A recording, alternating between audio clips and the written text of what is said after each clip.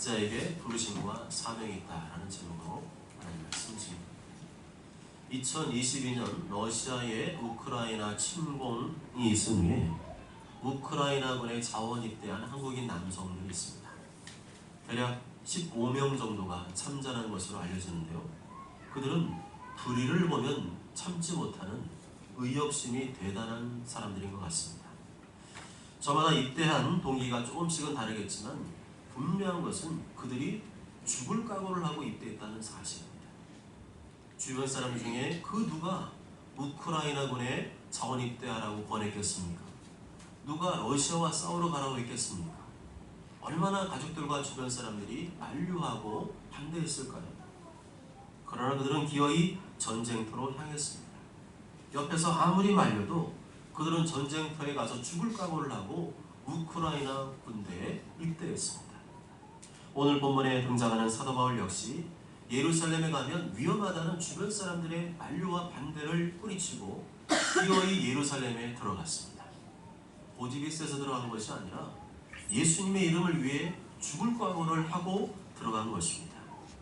사도 바울은 21장 13절에서 이렇게 고백합니다. 나는 주 예수의 이름을 위하여 결박당할 뿐 아니라 예루살렘에서 죽을 것도 각오하였노라. 예수님의 이름을 위해서라는 거죠. 나는 이미 예수님을 위해 죽을 각오됐기 때문에 예루살렘에 그 어떤 위험이 도사리고 있다 할지라도 나는 반드시 예루살렘에 들어가겠다는 것입니다. 왜죠? 무엇 때문입니까? 나를 죄와 사망과 지옥에서 건져주신 예수님의 은혜에 감사했기 때문입니다. 나를 구원하신 그 은혜에 보답하기 위하여 예루살렘에 들어가겠다는 것입니다. 나는 거기서 죽을지라도 예수님의 뜻을 이루어 드리겠다는 것입니다. 아멘. 여러분, 이 세상에서 가장 무서운 사람이 누구라고 생각하십니까? 죽을 각오를 한 사람이 아니겠습니까? 죽을 각오를 한 사람에게는 더 이상 무서울 것이 없겠죠. 선교사님 중에 아프리카 오지와 같이 매우 미개하고 열악한 지역으로 돌아가시는 선교사님들이 있습니다. 병원도 없고 전기도 없고 마시물도 구하기 어려운 곳으로 선교를 떠나는 분들이 있습니다. 정말 존경스러운 분들이고 대단한 분들이죠. 그렇지만 그분들이 선교지로 떠나기까지 얼마나 많은 반대와 저항이 있었을까요? 미쳤네. 지금 제정신이냐? 하필이면 왜 그런 데를 가냐? 애들 교육은 어떻게 할 거냐? 전기도 제대로 안 들어오는데 어떻게 살 거냐? 병원도 없는데 아프기라도 하면 어떻게 할 거냐? 너희들은 그러다 쳐도 애들이 무슨 죄가 있냐? 등등 수많은 반대와 저항에 부딪혀야 됐을 것입니다. 그럼에도 불구하고 그들은 주변에 수많은 만류와 반대를 뿌리치고 기어이 선교지로 떠났습니다. 왜 그랬을까요? 무슨 각오로 그들이 떠났을까요? 죽을 각오로 떠난 거죠. 거기서 예수님 전하다가 죽을 각오를 하고 떠난 것입니다. 죽을 각오를 하지 않고서 어떻게 그런 미개한 오지로 들어갈 수 있겠습니까? 그렇게 사도 바울이 주변 사람들의 만류와 저항을 뿌리치고 기어이 예루살렘에 들어가게 되었습니다.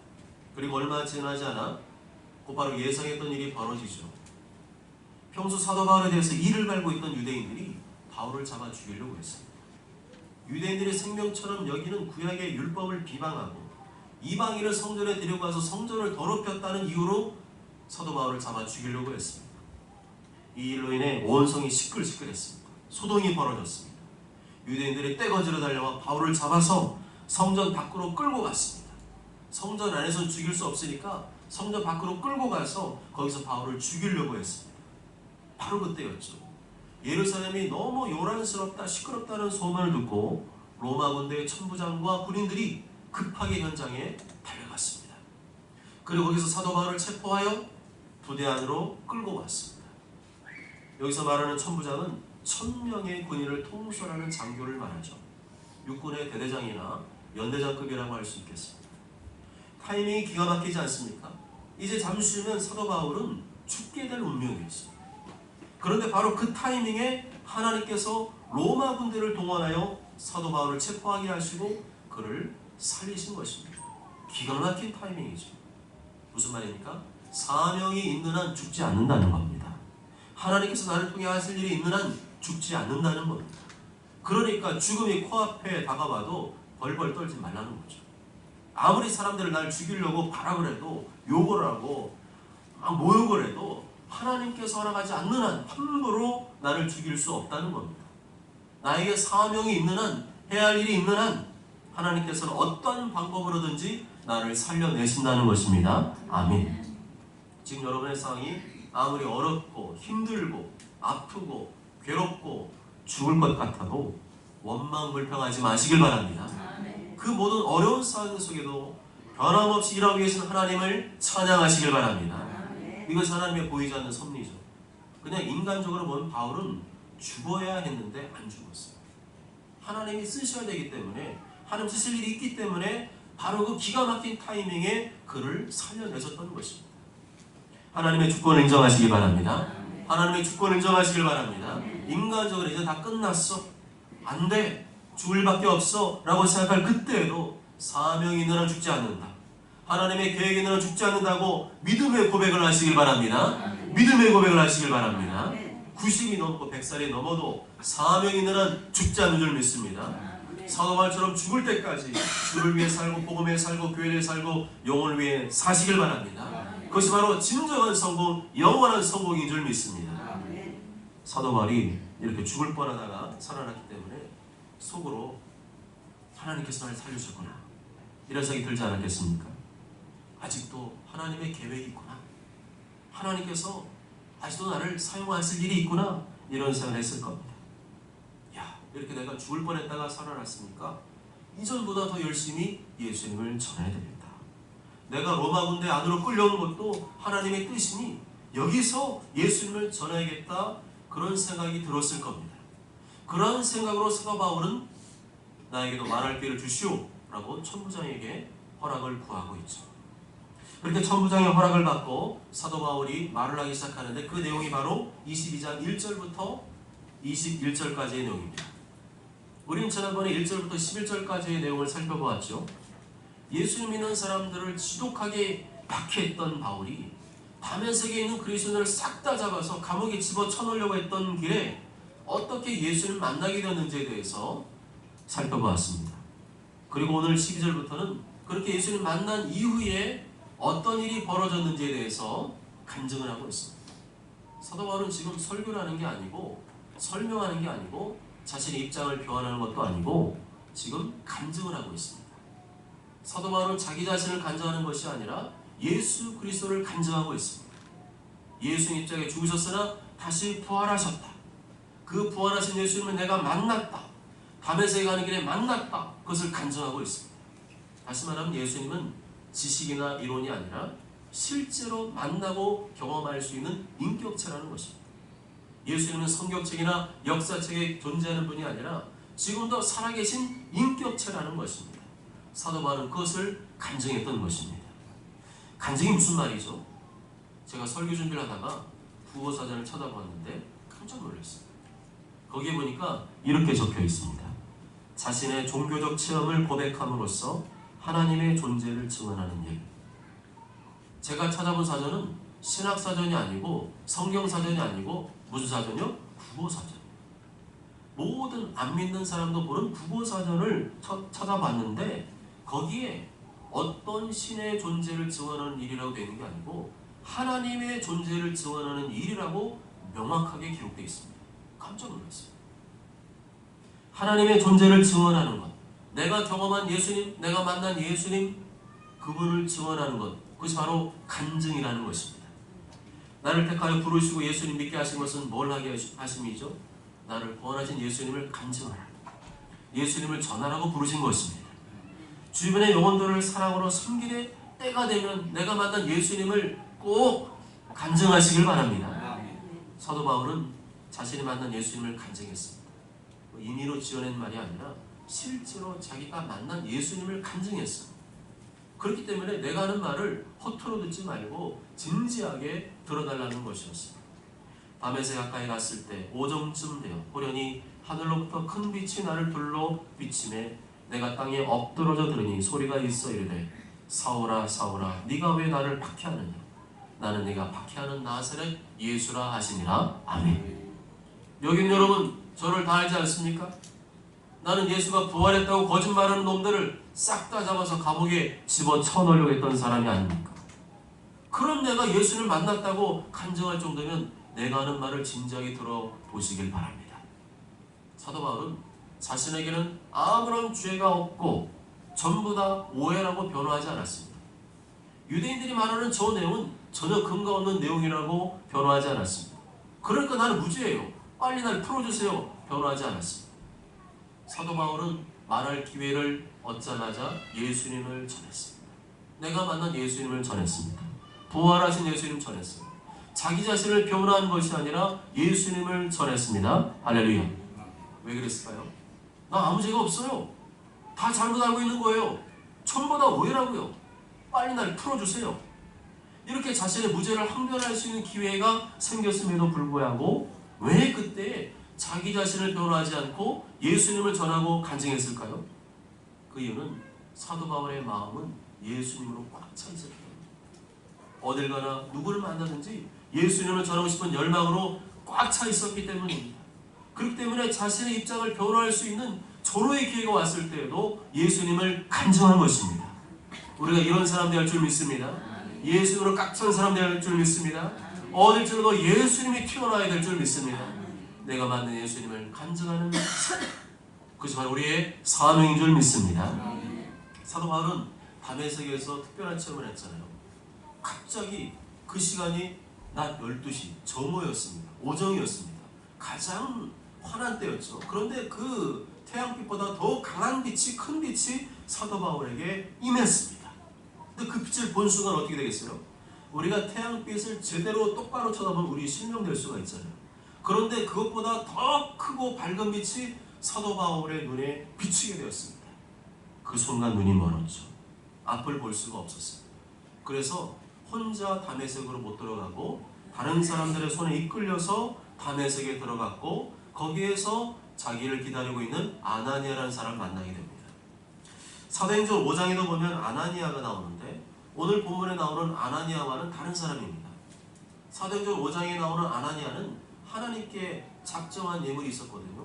이 밭을 팔아서 하나님께 드리겠습니다 했는데 일부를 감추고 드렸다가 그 자리에서 죽고 말았습니다. 아나니아여, 어찌하여 사탄이 내 마음에 가득하여 내가 성령을 속이고 땅값 얼마를 감추었느냐? 어찌하여 이 일을 내 마음에 두었느냐? 사람에게 거짓말하는 것이 아니라 하나님께로다.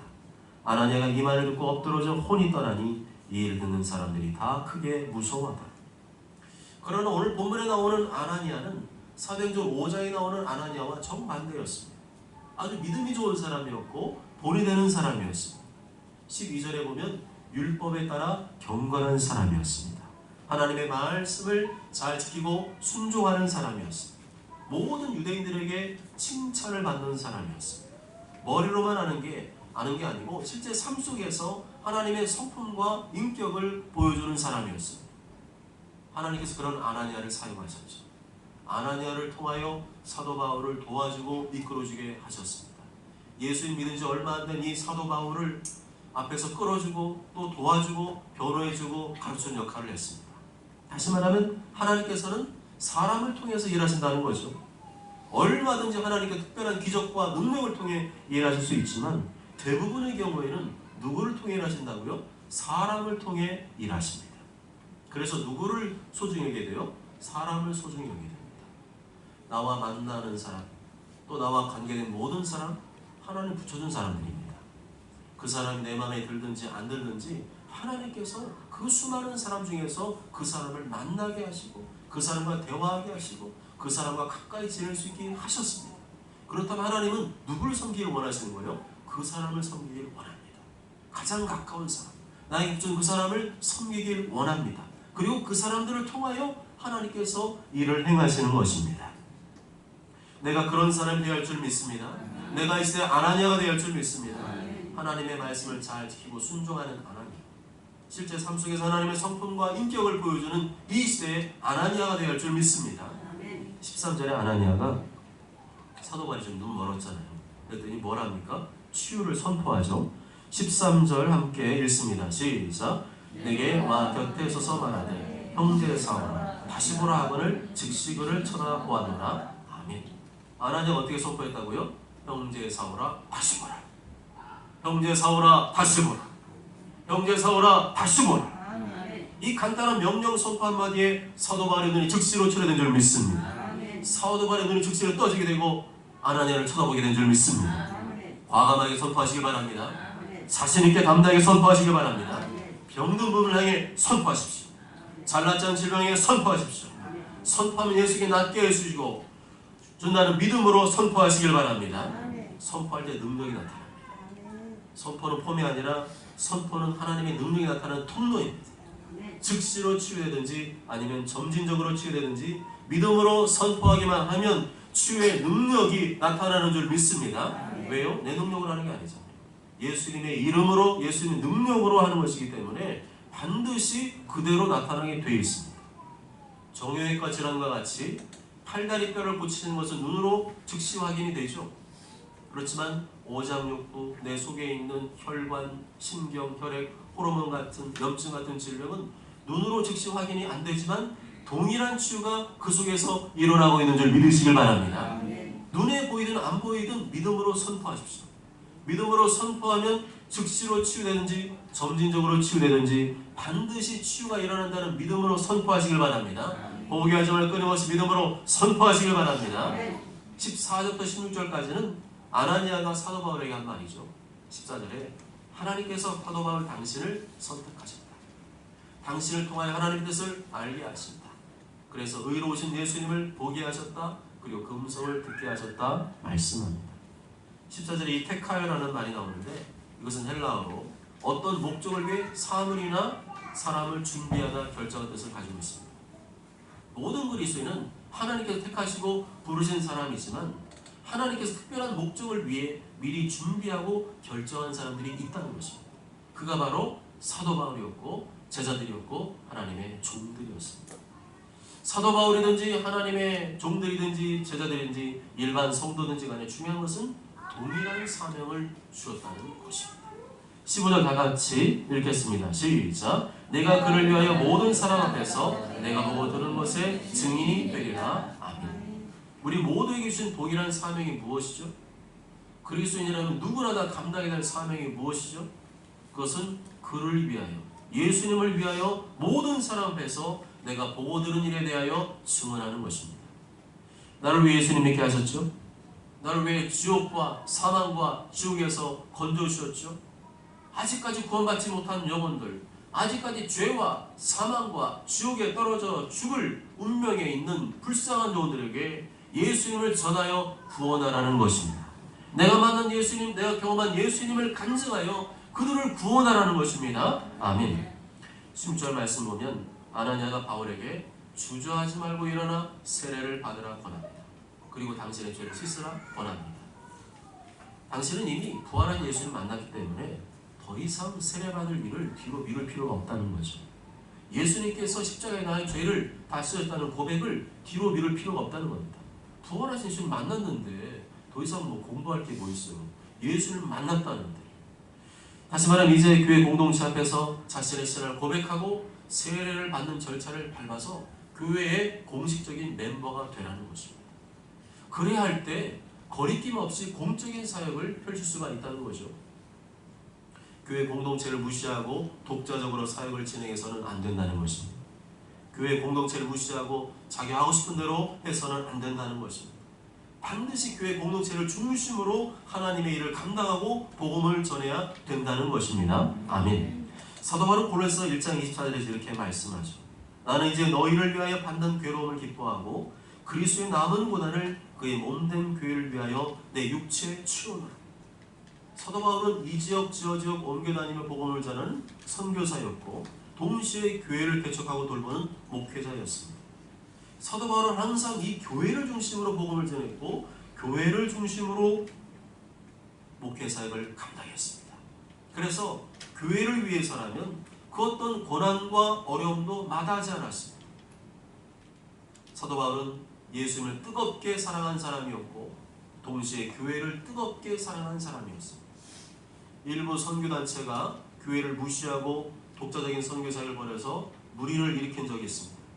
일부 목회자가 자신의 이익을 위해서 교회에 큰 어려움을 주고 교회를 분열시킨 적이 있습니다.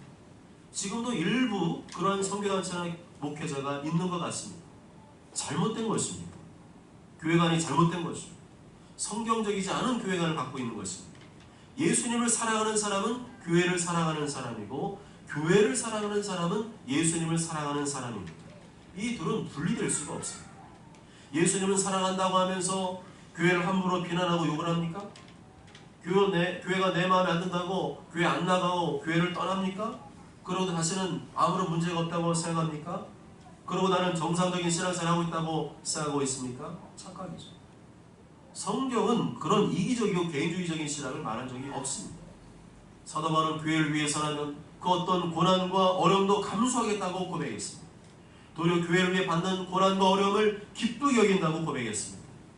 이것이 정상적인 신앙생활이 아니겠습니까? 그렇게 교회를 업신여기고 무시하고 비난하고 함부로 말하고 행동하는 사람치고 제대로 된 신앙을 가진 사람이 있는 적을 그런 사람이라고 본 적이 있습니까? 잘못된 거죠. 따라가면 안 됩니다.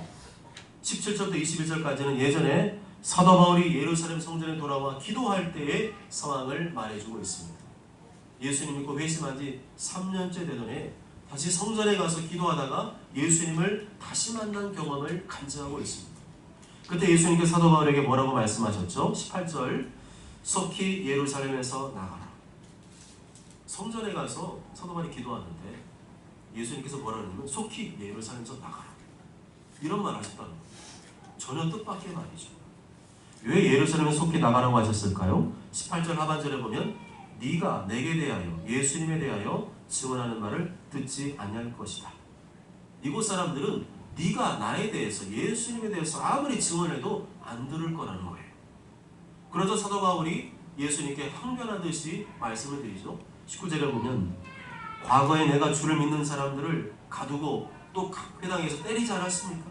20절에 보면 또 주의 증인 스데반이 피를 흘릴 때 내가 곁에 서서 찬성하고 스데반을 죽인 것을 찬성하고 그 죽이는 사람들의 옷을 지킨 줄 그들도 압니다라고 예수님께 항변하듯이 말을 합니다. 무슨 말이죠? 사도 바울은 예루살렘에서 사역하기를 원했지만 주님이 거절하셨다는 거예요. 너는 예루살렘을 떠나서 사역을 해라.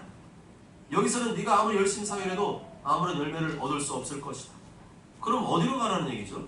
21절 다 함께 읽습니다. 21절 시작. 나더러 또 이르시되 떠나가라. 내가 너를 멀리 이방인에게로 보내리라 하셨느니라. 아멘.